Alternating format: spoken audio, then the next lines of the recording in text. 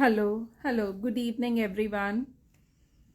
I'm back with my Intense Friday series and जैसा कि आप सब जानते हैं कि मेरा आज का टॉपिक है नार्सिज्म के ऊपर।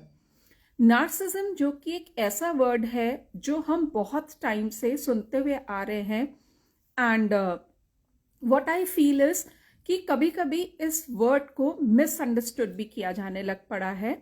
तो आज जो मेरे साथ गेस्ट जुड़ेंगी she is Mrs Kanishka Chawla. जैसे ही वो ज्वाइन इन करती हैं I will start with my talk show. But before that आप सब मेरे बारे में जानते हैं कि I am basically I don't fall into one category. अभी I am coaches of the coach, जो मैं कोचेस को कोचिंग भी देती हूँ about how to make their career into this coaching industry. Plus, I work for the mental wellness of the people. Like, if there are so many people in the corporate sector, into the teaching sector, and so many other professions, so there I'm always there to help the people. So, आज के topic में हम discuss करेंगे narcissism के ऊपर। जैसे ही मेरी guest join करती हैं will be starting with that. And meanwhile आप लोग मुझे कमेंट में चैट बॉक्स में कमेंट करके बता सकते हैं कोई ऐसा टॉपिक जिस पे आप चाहते हैं कि मैं इंटेंस फ्राइडे सीरीज लूँ। Please do let me know. And in case अगर आपके कोई क्वेश्चंस हैं तो वो भी आप मुझसे पूछ सकते हैं through the chat box, I should say through the chat. So I'll just wait for another. I think Kanishka ma'am has joined. Kanishka ma'am, please send me the request for joining this so that I can attend you.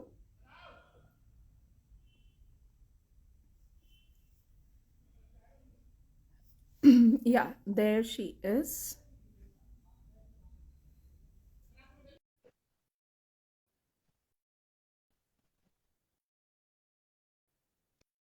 In a while she's joining. Yeah, there she is. Hello, ma'am. Kanishka, Hi, how are you? hi, Minu. I'm doing good. How are you? I am also doing good. मैं अभी अपने audience को यही बता रही थी कि आज दो चावलाज एक साथ आने वाले हैं स्ट्रीम के ऊपर। Yes, so this is like it's Chawla meets Chawla again, या huh? Chawla meets Chawla again. So Yes, इससे yes. पहले कि हम स्टार्ट करें आई वुड लाइक कि आप अपना इंट्रोडक्शन खुद ऑडियंस को दें, so that will be a good thing. Yes, definitely. First of all, आपको और पूरी audience को wish you all a very happy new year. May your thank year you be and filled with a lot same of same to you. motivation and magic. Thank you so much. So, about me, I'm a mind coach, I'm a quantum healer, and I'm a spiritual friend. So, मेरी journey ऐसे शुरुआत हुई कि बचपन से एक passion था, लोगों को हेल्प करना है, गाइड करना है, एंड समहाउ जो भी मेरे पास आए कुछ कंट्रीब्यूशन ऐड करना है उनके लाइफ में। So with this passion, ये काम तो वहीं से शुरू हो गया। And as I grew up, I first started with the software industry, and then I moved into education industry. So I'm into training, coaching, counseling. So now professionally, I do all the regression therapies, जिसमें past life regression आ गया, future progression हो गया, age regression, womb regression, inner child healing है, और access consciousness modality है।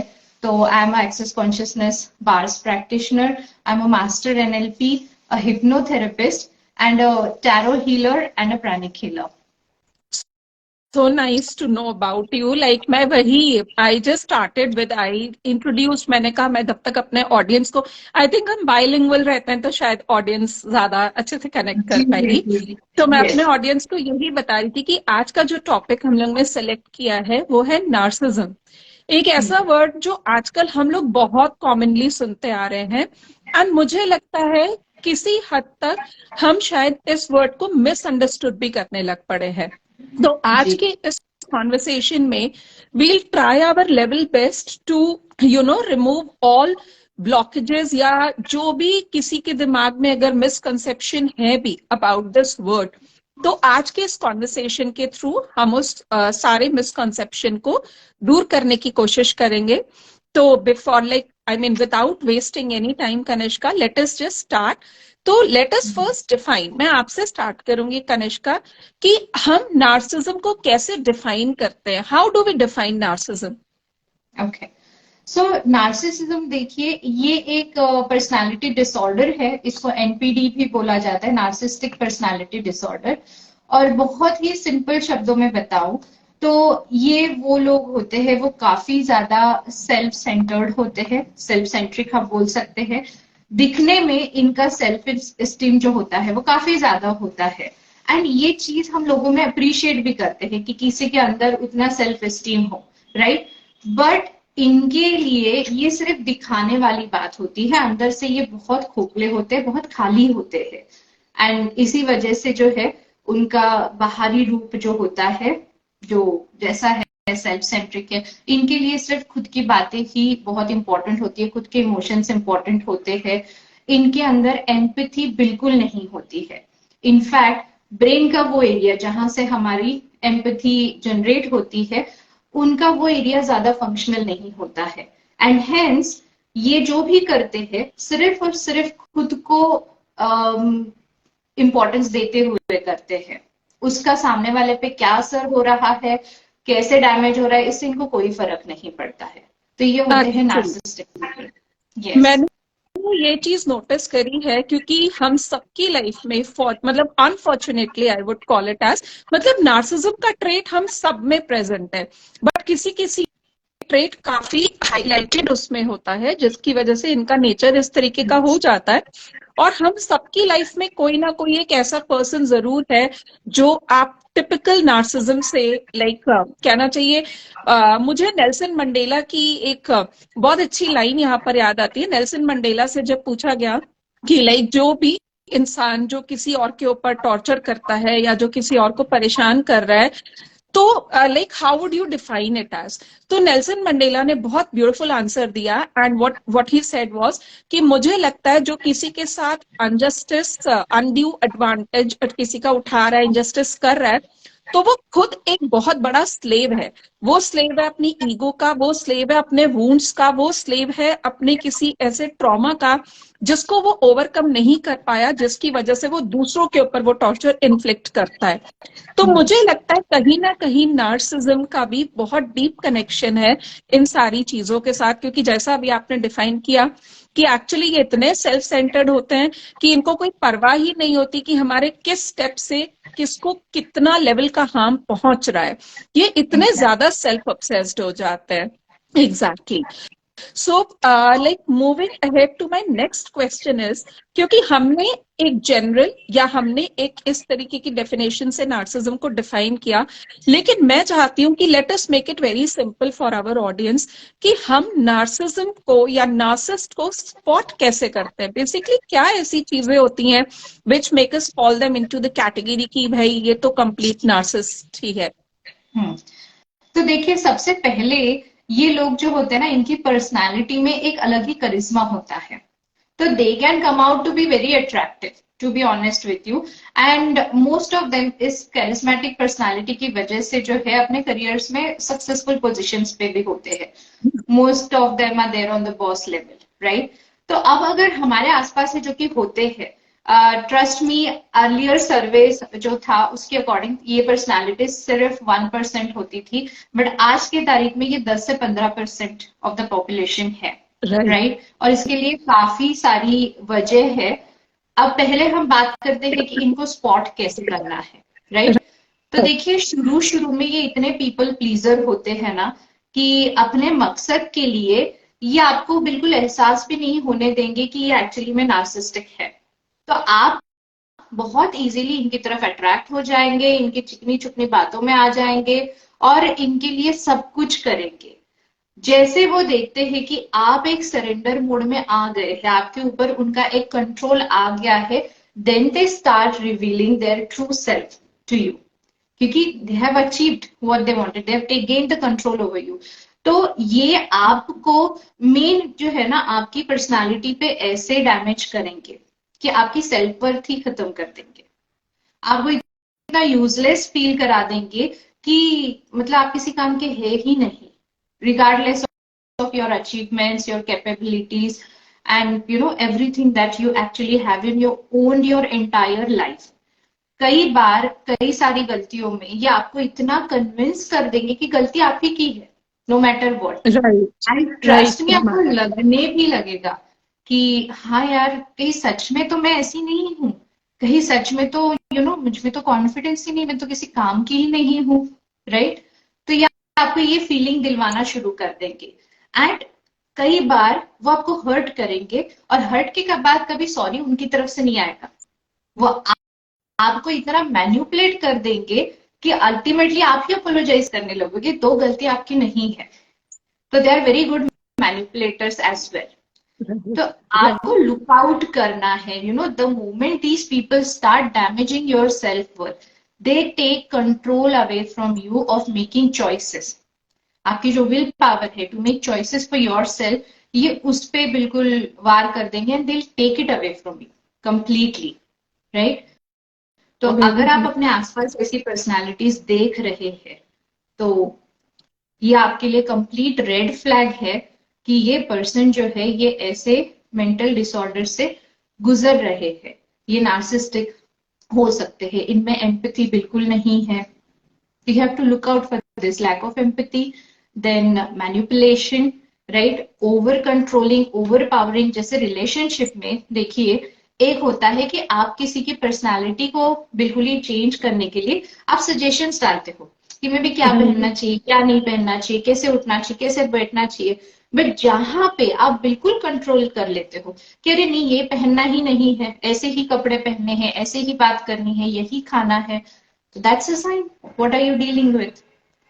But Kanishka, the problem is that कि जैसे क्योंकि आप, हम और आप दोनों, क्योंकि we both are NLP practitioners, तो हम लैंग्वेज का चेंज बहुत अच्छी तरह से समझते हैं.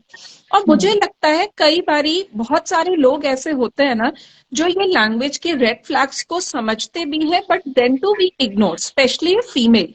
और नार्सिज्म जेंडर बायस तो है नहीं, किसी किसी Correct. केस में एक फीमेल होती है, किसी किसी केस में मेल होता है जो नार्सिस्ट होते हैं. और मजे की बात ये, बिल्कुल आप सही कह रहे हो कि ये आपको इतना गिल्टी फील करा देते कि आप खुद में कमियां ढूंढने लग पड़ते हो. Actually it had happened with me also. I was at a point where मुझे लगने लग पड़ा था वाकई कि मैं इतनी यूजलेस हूँ. मतलब कुछ कुछ actually yes, they are very very attractive look wise की Correct. बात करें तो. आप इनके करिश्मा से अपने आप को सेव नहीं कर सकते हो, दैट इज अनदर ट्रुथ.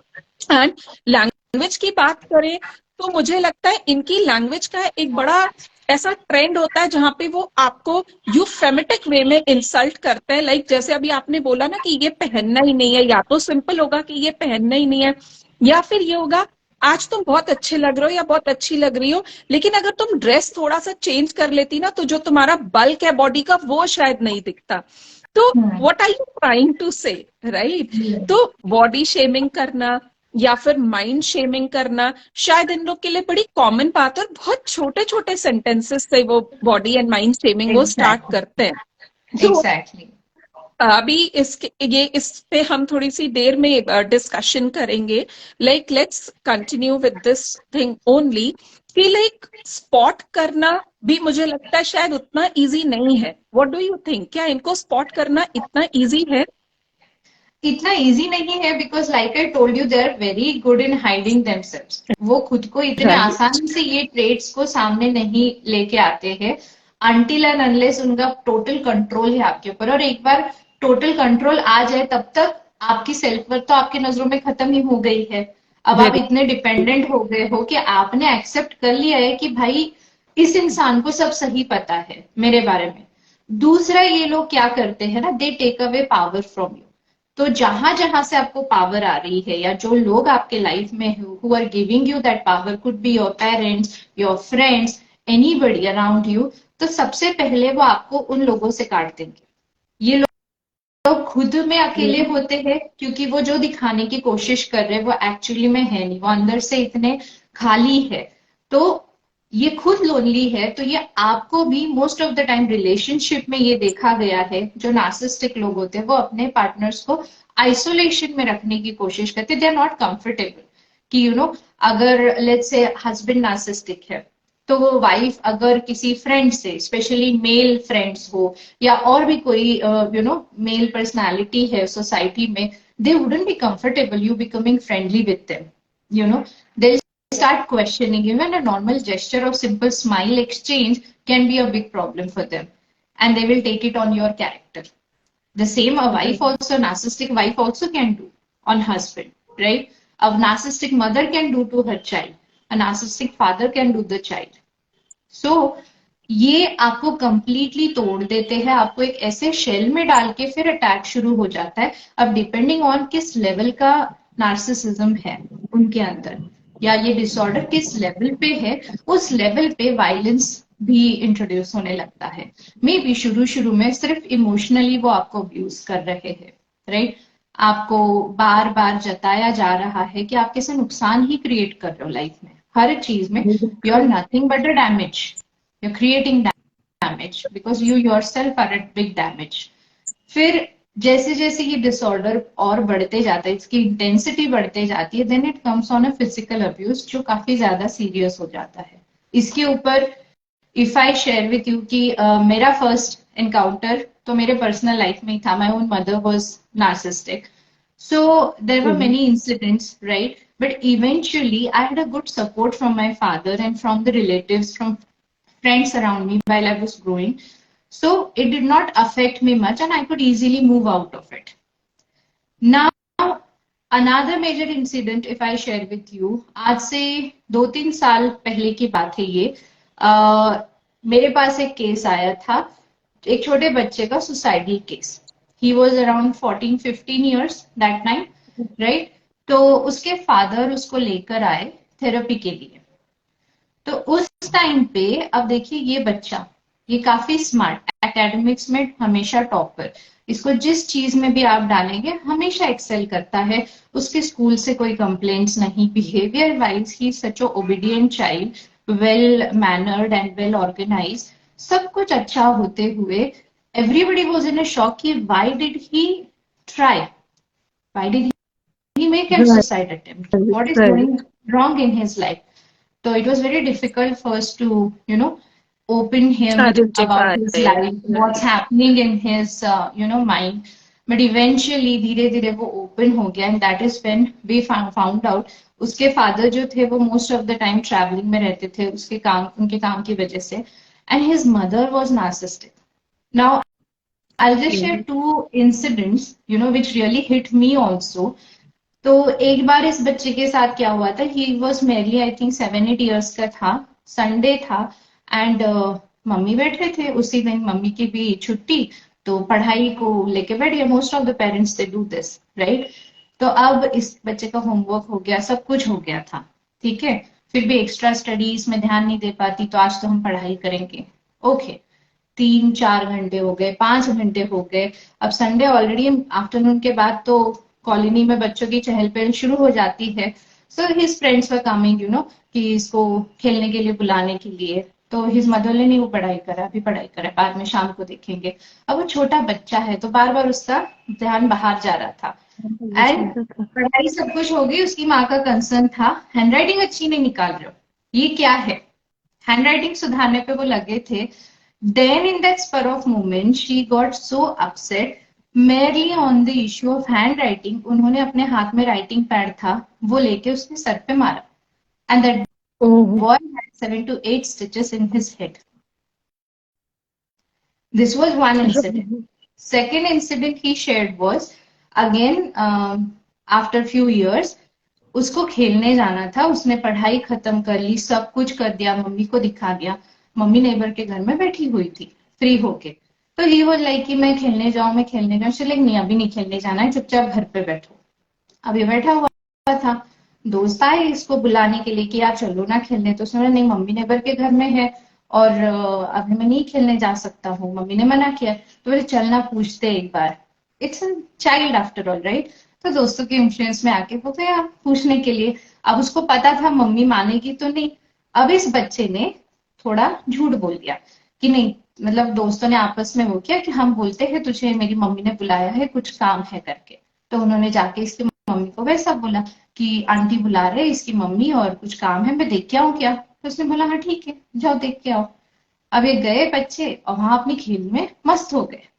और इसकी मम्मी ने देखा 1 घंटा हो गया, ये अभी तक नहीं आया, तो शी वेंट। अब जाते ही उस दूसरे बच्चे की मम्मी ने दरवाजा खोला, तो उन्होंने पूछा होगा शायद कि अच्छा आपने बुलाया था, क्या काम था? तो उन्होंने डिनाई कर दिया, उनको तो पता ही नहीं क्या चल रहा है, उनको तो राइट, पता है हाँ राइट। बच्चे आए हैं खेल रहे हैं, छुट्टी है तो वहां कुछ नहीं बोला उन्होंने। ये जैसे ही घर पे आए तो उसने पता है उसकी मम्मी ने इतनी पिटाई करी इस बात पे कि ये झूठ क्यों बोला, मैंने मना किया था खेलने जाने के लिए, तो तू झूठ बोल के क्यों गया? ही वॉज लाइक मुझे बेड से बांधा गया था ताकि मैं भागू नहीं, और मुझे इतना मारा, और जब भी मैं चीखूं मेरे मुंह में मिर्च की पाउडर डाल दी जाती थी, ओ माय गुडनेस। और उसको पानी भी नहीं दिया। अब आप सोचो बच्चे पे क्या बीतती होगी। ये एक ऐसा इंसिडेंस मेरे साथ भी है। मतलब मेरी एक स्टूडेंट है, and I was really surprised. ये हो गया, इस बात को काफी टाइम हो गया है। और कनिष्का, मैं अपने रूम से बाहर निकलती हूँ और मैं देखती हूँ कि वो बच्ची बिल्कुल जो है बेहोशी की हालत में बैठी हुई है। And then she showed me the medicine. वो कुछ पैरासिटामोल उसको मिला होगा, वो पैरासिटामोल उस बच्ची ने सोलो कर लिए। एंड बिकॉज शी कन्फाइड्स इन मी, तो मैंने उसको पूछा कि बेटा क्या हुआ। तो आई गॉट टू नो कि उसके फादर इज ए नार्सिस्ट। अभी उस बच्ची को नहीं पता कि व्हाट इज हम्म नार्सिज्म या मेरे फादर का हम्म बिहेवियर कैसा है। बट क्योंकि मैंने ये चीज नोटिस करी है कि जो नार्सिस्ट होते हैं वो एक्स्ट्रा डिसिप्लिनरी भी होते हैं। उनको यस लगता है कि हमारे आसपास जितने भी हैं वो एक डिसिप्लिन में लाइफ को मैनेज करें। और शायद वो बच्ची उस डिसिप्लिन को नहीं लेके चल पा रही थी, तो उसको इतना ज्यादा हैरेस एंड मतलब मोस्ट ऑफ द टाइम क्या होता है, जब आप parent to a child narcissism behaviour show करता है, तो शायद हम अपनी पूरी शायद वो अपनी पूरी एक्सपेक्टेशन बच्चे के ऊपर डाल देते हैं। मैं डॉक्टर या इंजीनियर नहीं बन पाया तो मेरे बच्चे को तो मैं बनाऊंगा ही बनाऊंगा, चाहे चाहे जैसे भी करके मैं बनाऊं। तो यस यहाँ पे बच्चे का इंटरेस्ट किसमें है? आर्ट में है। और फादर वांट्स कि मेरी बच्ची जो है वो इंजीनियर बने।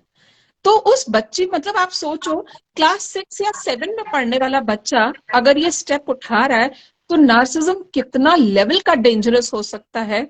मतलब yes seriously we can yes understand this. Yes. Exactly, ये बहुत ही सो टफ है इनके साथ डील करना। और एक्चुअली इट इज बेटर अगर आज की तारीख में इसकी अवेयरनेस क्रिएट करना, ये बहुत ही ज्यादा जरूरी है, क्योंकि आज वेरियस रीजंस की वजह से one of the most important reason what I have felt and what I have observed in my career in my life is, देखिए ये आता कहाँ से है, अगर हम उस पे फोकस दें, इसका रूट में अगर हम जाने की सोचे, कहीं ना कहीं ये बैक इन चाइल्डहुड में कनेक्ट होता है, ये पेरेंटिंग में कनेक्ट होता है। दो वेरी तरीके राइट। हैं, either the parent was narcissistic, तो बच्चा बड़ा ही उस एनवायरनमेंट में हुआ है, उसने देखी ही चीजें वैसी है, तो उसने वो अपने अंदर वही डाल लिया है, एंड नाउ वो कल्टीवेट करके he is practising the same thing in his life. और देखिए नार्सिसिज्म कभी भी चाइल्ड में नहीं आइडेंटिफाई होता है, क्योंकि अगर हम बोले कि ये सेल्फ सेंट्रिक लोग होते हैं, इनकी पूरी दुनिया इन्हीं के अराउंड रिवॉल्व करती है, right, they are the universe, right. तो यस। अब क्या होता है, हर बच्चे के लिए ये तो कहीं ना कहीं फैक्ट ही है, क्योंकि देखिए छोटा बेबी है, सब उसी के आसपास लगे हुए हैं, सेंटर ऑफ अटेंशन वही है, सारी पैम्परिंग मिल रही है, सब कुछ मिल रहा है, राइट। बट ये डायग्नोस होता है जब कोई बड़ा हो जाता है, अडल्ट में ये डायग्नोस होता है, अडल्टहुड में, करेक्ट। क्यों? एक, आपको बचपन में बहुत ज्यादा अटेंशन मिली है, ओवर पैम्परिंग हुई है, आपने कभी नो सुना ही नहीं है किसी बात के लिए, तो इवेंचुअली क्या हो जाता है, तब तक के लिए तो ठीक है। आप जब लाइफ के पड़ाव में बाहर आते हो, एक्चुअल रियल वर्ल्ड में आते हो, यहाँ तो सब जगह नो ही नो है, right. People most right. Of them start their sentence with no, correct. अब यहां आ जाती है प्रॉब्लम, जब आपका फर्स्ट टाइम रियलिटी चेक होता है, they can take no for an answer, तो हेंस अब खुद को वो उस शेल में डाल लेते हैं, एंड खुद को प्रोटेक्ट करने के लिए now this particular aspect of narcissism starts coming out in their behaviour. They don't have empathy, क्योंकि वो एक फिर उनका साइकोलॉजिकल या फिजिकल डिसऑर्डर है ही है, कि ब्रेन का वो जो पार्ट है जहां से एम्पैथी आती है, उनका वही फंक्शनल नहीं है, correct. What can you do about it? आप राइट। एम्पैथी किसी को सिखा तो नहीं सकते हो, ना किसी में इंड्यूस कर सकते हो, it's a natural act that comes. Exactly exactly. तो two things what I have observed is कि नार्सिसिज्म आता है चाइल्डहुड से। If you have had parents of narcissism who have suffered through narcissism, तो वो ऑब्जर्व कर करके, और दूसरा अगर बहुत ओवर पैम्परिंग करी गई है दैट कैन ऑल्सो टर्न। अब देखिए हर बच्चा नार्सिसिज्म में टर्न आउट नहीं होता है, correct, hmm. But again given the circumstances and surroundings there is a possibility that some might turn into exactly this. और मुझे मतलब जो जितना मेरा ऑब्जर्वेशन काम करता है, मैंने देखा है सपोज, और ये ज्यादा तब आता है जब मदर, स्पेशली मदर बहुत अथॉरिटेटिव फिगर रही हो। और मैंने देखा है कई बारी, क्योंकि देखिए होता क्या है कि विमेन का पोजीशन कहीं ना कहीं आज भी मेन से कंपैरेटिवली थोड़ा सा नीचे रखा जाता है, क्योंकि हमारा सोशल स्ट्रक्चर ऐसा है। और मैंने देखा है खासकर जैसे अब शादी हुई, अभी तक वो बच्चा जो था वो सिर्फ मम्मी के साथ कनेक्टेड था, अब वाइफ आ गई, अब मुझे हम्म, अटेंशन चाहिए। तो या तो अटेंशन मैं ओपन मांग के लूंगी, या फिर मैं अपने आप को इमोशनल नार्सिज्म में डाल लूंगी, जहां पे I would pretend as of I am the only victim और सब हम्म, मेरे साथ गलत कर रहे हैं। और ये चीज देखते देखते जब बच्चा, क्योंकि ऑब्वियस सी बात है कि अगर घर में कोई छोटा बच्चा ये देख रहा है तो उसे इतनी बात आसानी से समझ में आ रही है कि मम्मी या दादी अपनी बात मनवाने के लिए इस तरीके की चीज यूज करती हैं। और क्योंकि कहीं ना कहीं बच्चे ओवर हियर करते ही करते हैं, तो hmm, why not I adopt this thing. अब उस exactly. बेचारे को नहीं पता कि वो पिकअप क्या कर रहा है, तो वो उसको तो ये यही लग रहा है कि अगर मैं इस तरह से करूंगा तो क्योंकि मम्मी और दादी की हर बात मानी जाती है तो मेरी भी बात मानी जाएगी। And gradually it changes into narcissism, क्योंकि ये बहुत स्ट्रांग है कि they can not hear no, they can not hear criticism, बहुत ही हम्म, ज्यादा उनको ये दो बातें तकलीफ देती हैं। तो ये बिल्कुल आप सही कह रहे हो, और मदर से शायद मुझे लगता है बच्चा ये चीज ज्यादा स्ट्रांगली पिक करता है, this narcissistic behaviour. yes, see whatever happens with mother, right, if she is involved or she is a victim, always influences the child, right correct. And right. More over क्या है, जो आपने victim की बात कही वो काफी सही है और बहुत अच्छा पॉइंट आपने बोला है यहाँ पे। तो देखिए विक्टिम के साथ आता है एक और वर्ड, विक्टिमाइजर्स। अब विक्टिम ये राइट है जिनके साथ सच में हुआ है, राइट, तो विक्टिमाइजर्स भी इनिशियली विक्टिम मोड में ही रहते हैं। अब एक चीज होती है, आपके साथ कुछ ट्रॉमा हुआ, कुछ गलत हुआ है, राइट, हुआ है, आप एक्सेप्ट करते हो, आप हील होते हो, and then you let go of that thing, right. दूसरी बात होती है, दूसरे तरीके के लोग होते हैं जो इसको बार बार यूज करते हैं कि यू नो व्हाट, मेरे साथ ऐसा हुआ है, मेरे साथ ऐसा अब्यूज हुआ, या I was a victim like this, उसको अगेन एंड अगेन यूज कर करके इमोशनली वो इतना मैनिपुलेशन क्रिएट कर देते हैं, they use it to their benefits, now then they are victimizers. Right. They are no more victims. Now they are victimizers. They They're are actually the person with whom they are sharing. Those are the victims now. Actually, क्योंकि क्योंकि वो trap में डाल रहे हैं उनको, exactly और हम आपके साथ नार्सिसिस्ट ये हुआ, करते हैं। राइट। यस, यस, वो करते हैं, वो बार बार करेंगे, देखिए वो हर्ट करेंगे। Like this case was what I was telling you, उसकी मम्मी हर्ट करती थी, again after certain period of time she would play the victim card कि अरे नहीं, मेरा बचपन ऐसा गया है, मेरे साथ ऐसा हुआ है, ये वो। तो वो बच्चा क्या फील करेगा, वो क्या समझेगा इसके through, right. So right. For a child it's very confusing. अब चाइल्ड की छोड़िए, आप किसी अडल्ट की बात कीजिए। See the best example I can share with our audience today is, जो रिसेंटली आलिया भट्ट की मूवी आई थी डार्लिंग्स, उसमें भी जो उसके हस्बैंड का कैरेक्टर है, somewhere that's a narcissism, right? Every time he's breaking her, he's keeping her away from her mother, and उसको कोई फ्रीडम नहीं है, अपने तरीके से काम करने का फ्रीडम नहीं है उसको। आप देखिए ये लोग है ना, आपको अपना सेल्फ इमेज डेवलप भी नहीं करने देंगे, इंडिपेंडेंट नहीं होने देंगे, राइट, कि और कई बार फाइनेंशियल इंडिपेंडेंस ये सबसे पहले छीनते हैं इंसान की। एग्जैक्टली, एग्जैक्टली वो नहीं देंगे। अगर हस्बैंड है, ही विल नेवर हाँ। अप्रिशिएट कि उसकी वाइफ बाहर जाके कुछ काम करे, सोसाइटी में अपना कुछ ऐसे क्रेडिबिलिटी बनाए। वो उसको राइट रहेगा कि तुम घर में ही रहो, बाहर बात करने की क्या जरूरत है, लोगों के पचड़ों में पड़ने राइट। की क्या जरूरत है तुम्हें, तुम्हें क्या पता है समाज के बारे में, तुम्हारे अंदर कोई बहुत समझ है। बहुत प्रोटेक्टिव अपने आप अपनी इमेज ये रखते हैं, हमें लगता है कि हाँ, वाह वी आर सो लकी, हमें इतना केयरिंग लाइफ पार्टनर मिला है, और हमें ये समझ में एग्जैक्टली, नहीं आती केयर के पीछे इंटेंशन कुछ और है। Exactly, exactly. So as long as you are feeding to their needs, you are safe. But जहां पे आपने थोड़ा भी कुछ अलग बिहेवियर शो किया, क्रिटिसिज्म तो उनको बिल्कुल नहीं पसंद है, तो आपने थोड़ा भी ऐसा कुछ बोला, एक वर्ड भी, that can turn against you and you never very know what can happen with you. Very so true, very true. So moving ahead to my next question is, क्योंकि हम अभी इतनी देर से यही बात कर रहे थे कि इनका ट्रेट कैसा है, और हम लोग जानते हैं कि ये लैंग्वेज का बहुत स्ट्रॉन्ग यूज करते हैं, बट वी नो दिस कि ये लैंग्वेज फ्रॉम डे वन ऐसी नहीं है जो बहुत हाईली अब्यूजिव हो या बहुत हाईली डिस्ट्रक्टिव हो। तो यहाँ पर जो मुझे एक टर्म याद आता है, गैस लाइटिंग, जो कि एक बहुत आजकल हम ऑन एंड ऑफ ये वर्ड सुनते आ रहे हैं। So don't you think so कि नार्सिज्म कहीं ना कहीं गैस लाइट, मतलब gas lighting is a lighter version या बिगिनिंग ऑफ वर्बल नार्सिज्म, जिसको हम इग्नोर करते हैं? Do you also feel the same? If yes, please share your views.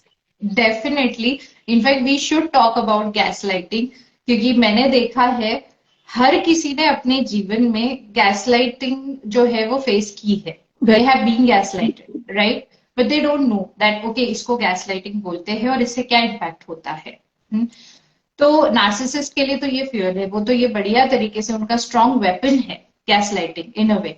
तो गैस लाइटिंग यही है, देखिए, बार बार आपको कंपेयर करना दूसरों के साथ, बार बार आपकी खामियां दिखाना, हमारे साथ बहुत बार होता है, राइट? हर जगह देखिए, बचपन से लेके अब तक कितनी बार कंपैरिजन रखा गया है हमारा, अपने घर में ही। कई पेरेंट्स होते हैं वो अपने बच्चों में करते हैं, कई बार पेरेंट्स सोसाइटी के बच्चों में शुरू कर देते हैं, अरे देखो उनका बेटा देखो। कई बार देखिए पेरेंट्स जब सोशल इवेंट्स में होते हैं, राइट? अब यहाँ पे they themselves being adults are scared of judgements. रहता है सबके माइंड में एज एडल्ट रहता है कि यार लोग क्या सोचेंगे, लोग इसको कैसे परसीव करेंगे, मेरी क्या इमेज बनाएंगे। अब इसमें when you attack this on attack on kids with this कि कंपैरिजन शुरू है, अच्छा उनका बेटा देखो उसने कैसे जवाब दिया है, तुम तो चुप ही बैठे रहे, तुम्हें तो कुछ भी नहीं पता है। तो ये कांस्टेंट कंपेयरिंग जो होती है, ऐसे ही तो हम गैसलाइट करते हैं। अब बार बार बता रहे हो कि तुम्हें क्या नहीं है, कभी तो कंसिडर एग्जैक्टली। करो कि तुम्हें क्या है। हर इंसान में रिगार्डलेस ऑफ एज पॉजिटिव्स भी है, नेगेटिव्स भी है। अब negatives can also become positive. जो भी नेगेटिव्स है आप आइडेंटिफाई करें, उसे एक्सेप्ट करें, एंड देन आप रास्ता ढूंढे कि उसको अपने बेनिफिट में आप कैसे यूज कर सकते हैं। एवरीथिंग कैन एग्जैक्टली, क्योंकि हमने एनएलपी में ये पढ़ा है कि कोई भी चीज यस, पूरी तरह गलत नहीं है, कोई भी चीज पूरी तरह से सही नहीं है। So definitely I strongly agree with this कि ये जो सही गलत का कंपैरिजन है, ये तो सबसे पहले छोड़ देना चाहिए। Yes. Please continue. So there should not be, देखिए क्या है, what is right, what is wrong, there is nothing right and wrong, it's a paradise that we have created. क्योंकि आज जो चीज मेरे लिए अच्छी है, मे बी आपके लिए वो कम अच्छी है या बिल्कुल अच्छी नहीं है, and it is absolutely okay. हम सबका अपना एक नजरिया है, हमारी सबकी अपनी एक प्रोग्रामिंग होती है जिसके थ्रू हम दुनिया को परसीव करते हैं, राइट? उस उन अपने बिलीव्स बनाते हैं, अपने खुद के ओपिनियंस बनाते हैं, एंड इट इज ओके। सबके पास वो फ्रीडम है। हमारे लिए प्रॉब्लम वहां आती है कि एक्सेप्टेंस नहीं है, अवेयरनेस नहीं है। हम कई सारी चीजों को नहीं, हम उनको कंसिडर भी नहीं करना चाहते, एक्सेप्टेंस तो दूर की बात है। क्यों? क्योंकि मेरे अकॉर्डिंग वो सही नहीं है, तो I don't even want to feed to it. But क्या मेरे उसको कंसिडर करने ना करने से, मानने ना मानने से, क्या वो चीज का अस्तित्व खत्म हो जाता है? वो तो वेरी नहीं है, ट्रू, right?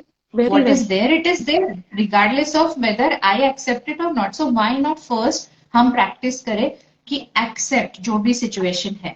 इवन आपके लाइफ में नार्सिस्टिक पर्सनालिटी है, किसी को अगर खुद में, अगर कोई खुद नार्सिस्टिक है और आज ये सेशन देख रहा है, एंड सम हाउ अगर वो रियलाइजेशन आ रही है कि ओके मैंने ये किया है लोगों के साथ, मेरी वजह से मेरे आसपास के लोग हर्ट हुए हैं, फिजिकली हर्ट हुए हैं, इमोशनली साइकोलॉजिकली हर्ट हुए हैं, अगर ये 1% भी रियलाइजेशन आती है ना, first please accept it is okay.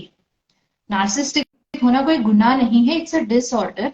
And बहुत सारी चीजें होती है राइट हमारे अंदर, किसके अंदर खामियां नहीं, who is perfect, nobody is exactly. Perfect right, but we accept कि चलो ठीक है, ये चीज जो है ना ये मेरी कमजोरी है या मे बी ये मुझ में नहीं है। अगर आज एक्सेप्ट भी कर दिया ना, इट्स ओके, 1% मैं आज आगे बढ़ गई हूँ, यहां से मेरी अवेयरनेस, मेरा कॉन्शियसनेस डेवलप होना शुरू हो जाएगा, and only with that I can look for healing. Very healing true, but starts the with point is awareness. That या कि हीलिंग तो स्टार्ट तभी होती है ना कनिष्का, एक्सेप्टेंस है जब, जैसा अभी यस आपने बोला। और मुझे जहां तक, अगर मैं वर्बल बिहेवियर की बात करूं, तो बहुत सिंपल, बहुत ऐसा, जैसे हम बहुत नॉर्मली नहीं कह देते तुम तो पागल हो, तुम तो आधे दिमाग की हो, तुमसे नहीं हो पाएगा, तुम कार चलाओगी, तुम रहने दो। अभी ये कहने को कितने सिंपल स्टेटमेंट्स हैं, और उसके बाद फिर ये कहना, अरे मजाक भी नहीं ले पाती तुम, मैं तो मजाक कर रहा था या मैं तो मजाक कर रही थी। This is the first red flag which we get in our verbal behavior when a person is gaslighting you. और यस यहीं से हाँ जी, ये चीजें अभी तो बड़े छोटे लेवल पे हैं, लेकिन इसी को अगर हम टाइम एंड अगेन रिपीट करते चले जाते हैं, तो आप सोचिए, जैसा आपने बोला कि हम सामने वाले की आइडेंटिटी को तो बिल्कुल जीरो कर देते हैं। एक अच्छी खासी कार, और मैंने देखा है ये फीमेल्स के साथ ड्राइविंग के टाइम पर बहुत होता है, कि अगर कोई, ये मेरे हस्बैंड का एक बहुत कॉमन सेंटेंस रहता है, अगर कोई गाड़ी बहुत बगल से रैश निकली, तो without even looking he would comment, जरूर कोई फीमेल चला रही होगी। एंड उस पॉइंट पे मैं always like so defensive about it, कि आपको ऐसा क्यों लगता है, can not a male drive like that. तो ये एक माइंडसेट है ये, कि अगर कहीं उल्ट, मतलब मैं तो इतने सारे मीम्स भी देखती हूँ जहां पे वो लड़की स्कूटी लेके सीधा पार्क में घुस गई है, और बॉय के साथ बहस कर रही है कि तुम साइड में नहीं खड़े हुए, तुम बीच में खड़े हो, and the boy is like defensive, अरे बहन मैं तो पार्क में बैठा हूं, तुम घुस आई। I mean, do you think girls are that stupid in brain कि हमें नहीं पता कि गाड़ी कैसे चलाना है? या फॉर दैट मैटर, अगर ये गाड़ी चलाने की ही बात को लेके हम गैस लाइटिंग करें, तो just tell me one thing, क्या गाड़ी चलाना सीखना is a gender bias thing? But हम इसको इट्स लेके करके भी डेफिनेटली हम gas not. Lighting, exactly, yes but हम इसको भी तो लेके एक वर्बल अब्यूज शुरू करते ही है ना। दुनिया के तमाम मीम्स आप देख लो, भरे पड़े हैं इसी चीज के ऊपर, where a female is made fun of just because उसको गाड़ी का टायर बदलना नहीं आएगा, या उसको गाड़ी चलानी नहीं आ रही, या मतलब कुछ भी ऐसा। And I feel so very bad about it. Ki like, why this? And somewhere this is a beginning of, I mean, verbal abuse, which may turn into a, severe form of narcissism, जो शायद हम आप मतलब बहुत देर से realise कर पाते हैं। यस इनफैक्ट इसमें ऐसा है ना मीनू, ये सारी चीजें आती है हमारे अपब्रिंगिंग पे। लाइक देखो, हमने एंसेस्टर से लिया क्या, यही एक स्टिग्मा माइंडसेट लिया है अबाउट मेल फीमेल। उनको अलग अलग वो दिए गए कि हाँ मेल की ये चीजें हैं, फीमेल को यही काम करने हैं, ऐसा है। तो आज अवेयरनेस है, लोग डेफिनेटली इस पे काम कर रहे हैं, बहुत सारे बाहर भी आ गए हैं, but yes there are some who are still ये उनके प्रोग्रामिंग में इतना डीपली रूटेड है।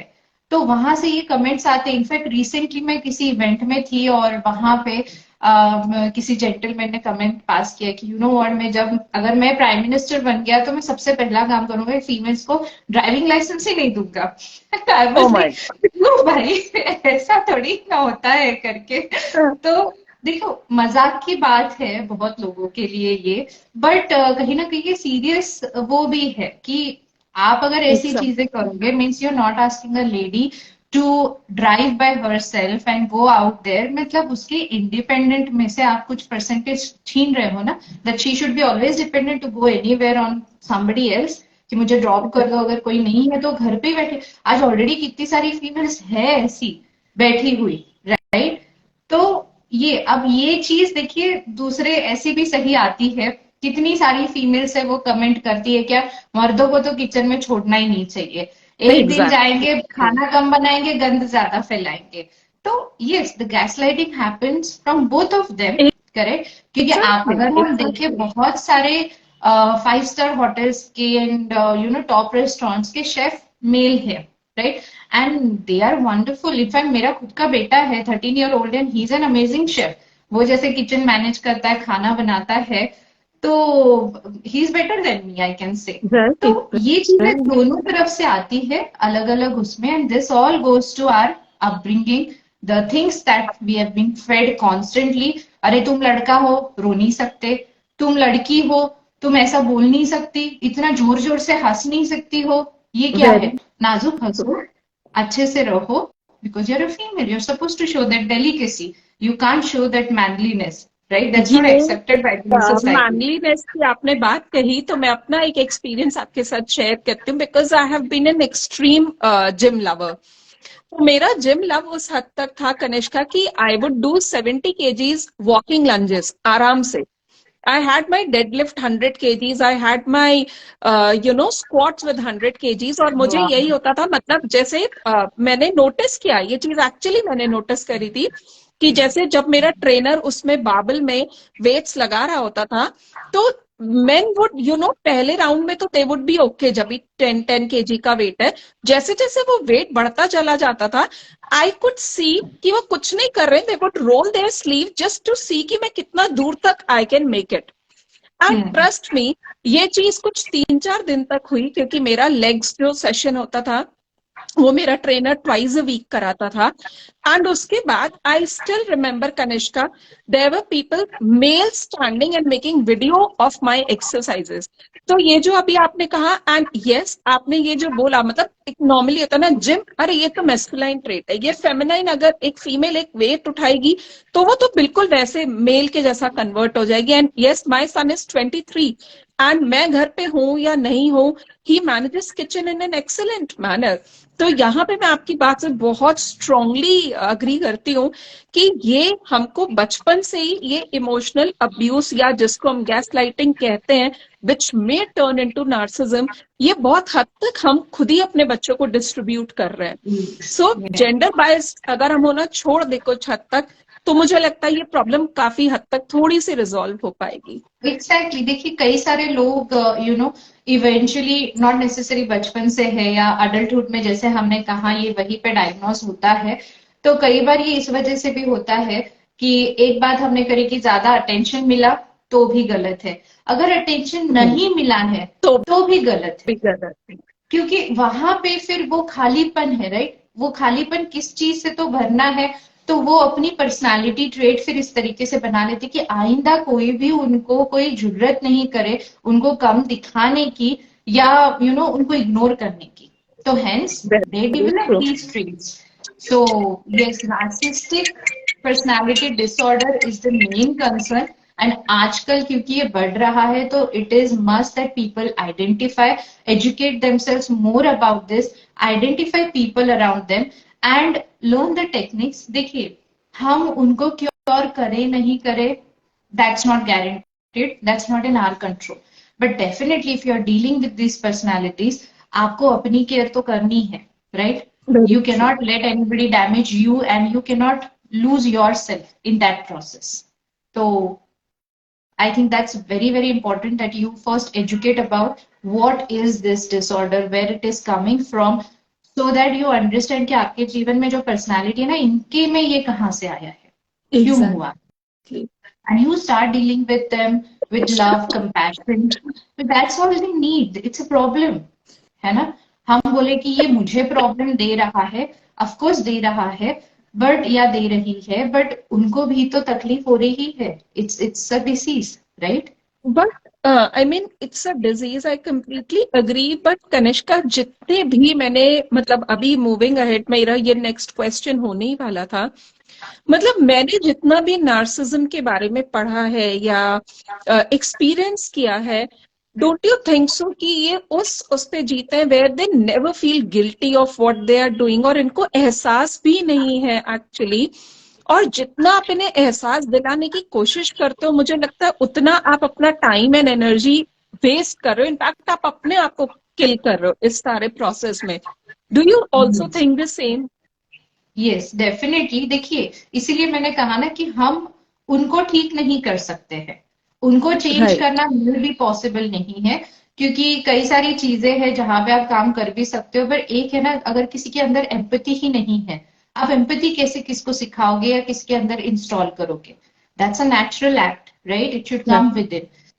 दूसरा ऐसा है कि जब आप इन लोगों से डील कर रहे हैं तो खुद के बारे में सोचना बहुत ज्यादा जरूरी है। खुद के लिए एक सपोर्ट सिस्टम डेवलप करना बहुत ही ज्यादा जरूरी। You should have your safe space, जहां जाके आप चीजें वेंट आउट कर सकते हैं, आप शेयर कर सकते हैं, right? Whatever is happening with you. Then देखिए, अपनी वल्नरेबिलिटी दिखाना ऐसे लोगों को can work deadly against you, क्योंकि एक वेरी ट्रू। नार्सिसिस्टिक देखना ही उसके लिए अपॉर्चुनिटी ही है, you know, when you are at your vulnerable. तो we have to be very careful कि don't show your vulnerability to them. Do not validate, explain yourself. खुद को एक्सप्लेन करने से कुछ नहीं होने वाला है। They have spot, they are saying you are wrong over here, and फिर हम चीजें कॉन्फ्लिक्ट में पड़ जाए तो that works against us.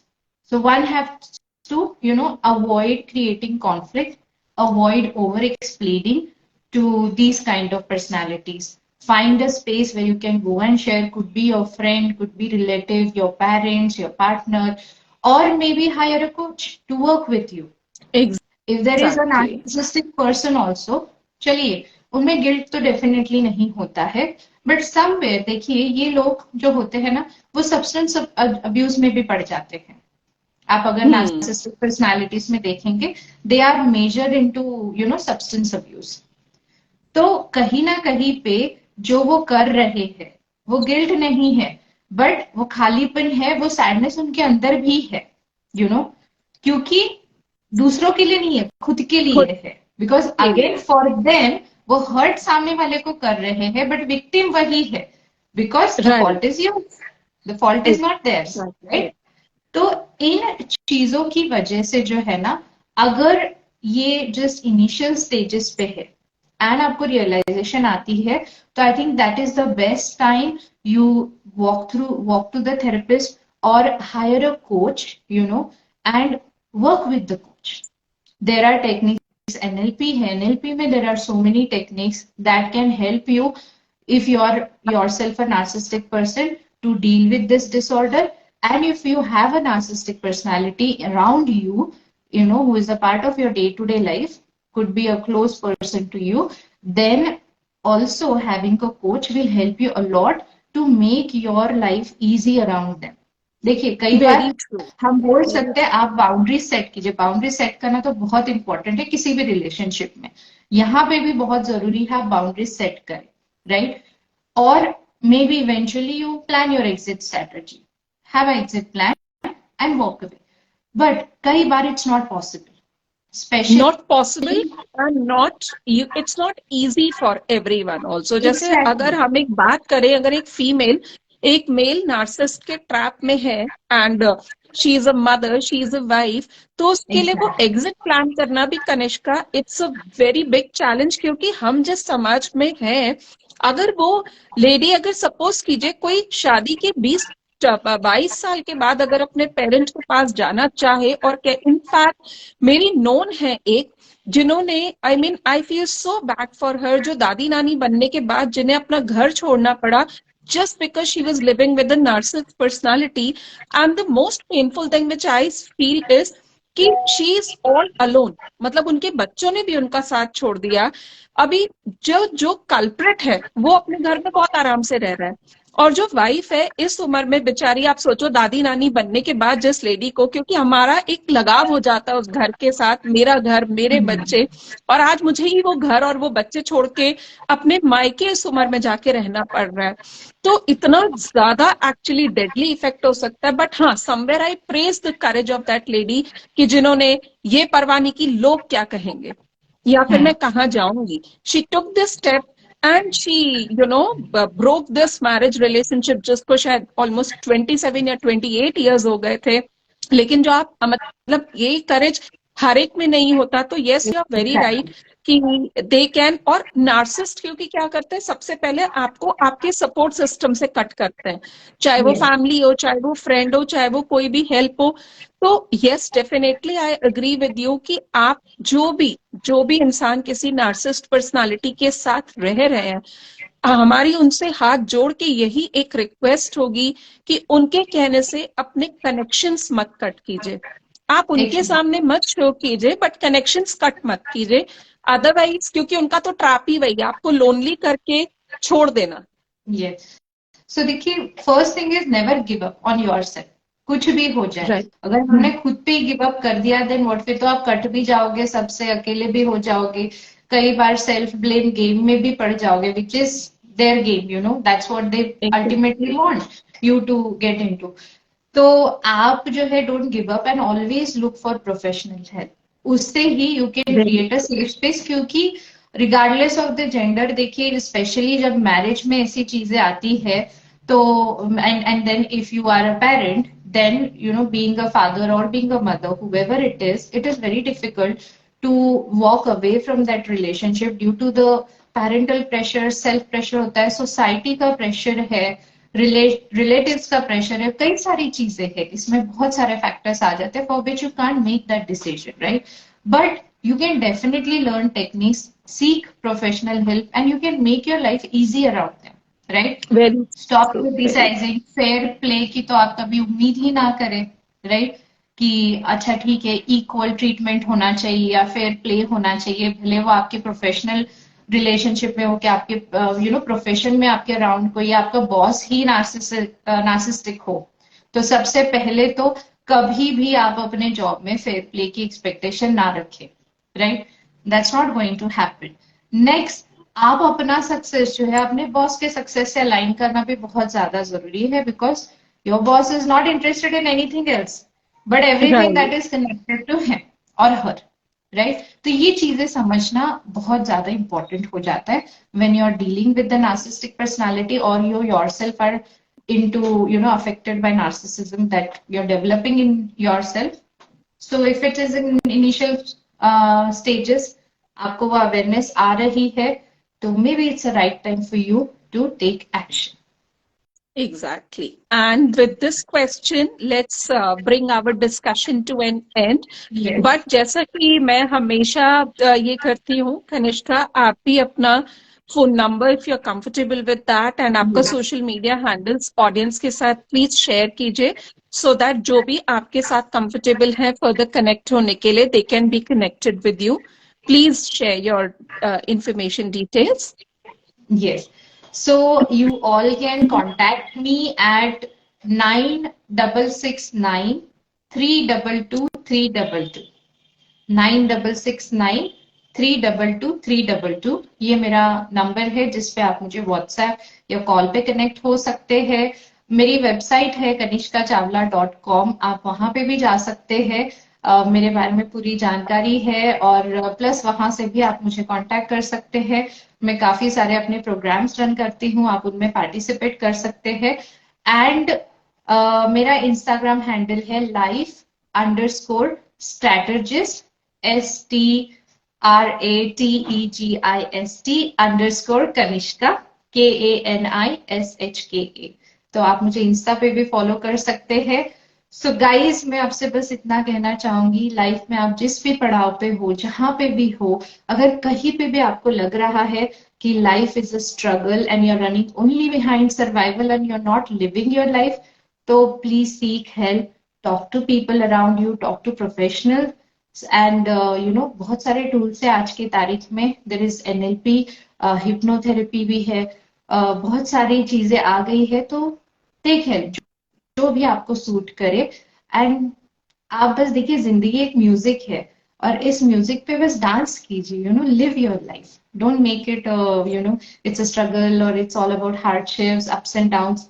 It's not like that, you can dance to those ups and downs also. That's all I want to say. Very true. And मेरा information detail is like, अगर आप मुझसे connect होना चाहते हैं तो my phone number is 9140483326।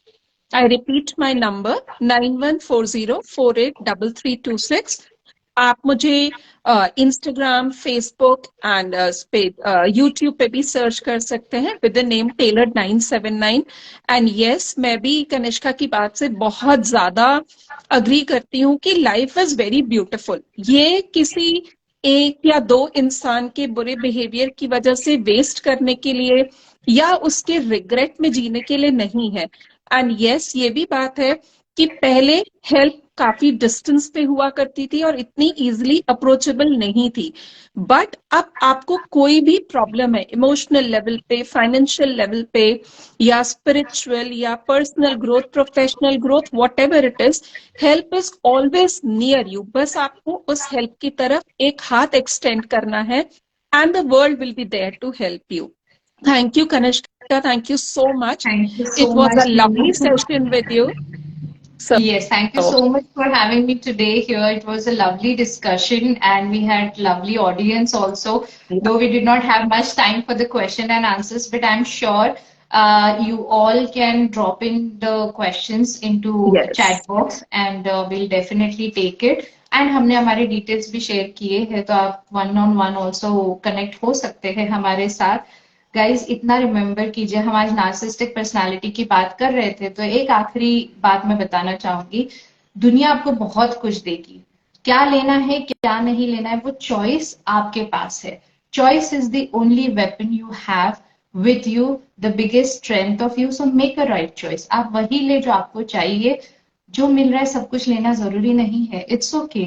Make a choice in which you know which is beneficial for you, that's all I would say. very true, very true.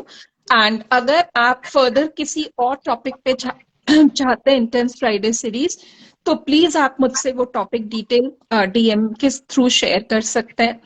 And just stay tune with me for the next intense Friday series. Thank you so much Kanishka, thank you so much excuse me, my lovely audience. It was a lovely session. Thank you so much. Thank you guys. Good night. Bye bye. Bye Bye, bye. Neenu. Bye bye. Bye.